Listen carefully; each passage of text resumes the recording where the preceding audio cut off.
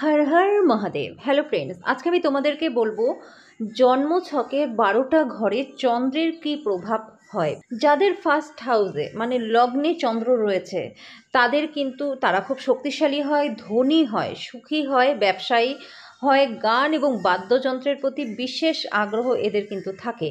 যাদের দ্বিতীয় ঘরে চন্দ্র থাকে বন্ধুরা, তারা কিন্তু খুব সুন্দর কথা বলে, সুন্দর দেখতেও হয়, দয়ালু হয়, বিদেশে এদের কিন্তু বসবাসের একটা চান্স থাকে যদি চন্দ্র স্ট্রং পজিশনে থাকে। শান্তিপ্রিয় ব্যক্তি এরা কিন্তু হয়। যাদের থার্ড হাউসে চন্দ্র রয়েছে তারা নিজেদের সাহসিকতার মাধ্যমে সম্পদ লাভ করে, ধার্মিক হয়, সফল হয়, খুব সুখী হয়, বিশ্বাসী হয় এবং এরা খুব আস্তে আস্তে কথা বলে মানে মৃদুভাষী হয়। যাদের ফোর্থ হাউসে চন্দ্র থাকে বন্ধুরা, এরা কিন্তু উদার হয়, সম্মানিত ব্যক্তি হয়, এরা সমাজে সুখী হয়, উদার ব্যক্তি হয়, রোগ মুক্ত থাকে এদের শরীর। বিয়ের পর কিন্তু এদের সাধারণত কন্যা সন্তান হওয়ার চান্সটাই বেশি মাত্রায় থাকে।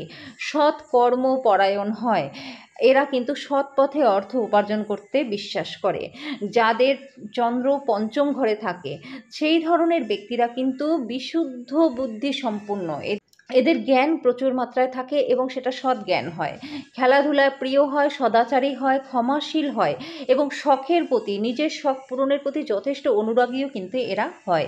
বন্ধুরা, যাদের ষষ্ঠ ঘরে চন্দ্র রয়েছে তাদের কিন্তু একটু সর্দি কাশির ভাব থাকে, চোখের রোগও দেখা গেছে, এদের কিন্তু একটু ব্যয়বহুল এদের জীবনযাত্রা হয়।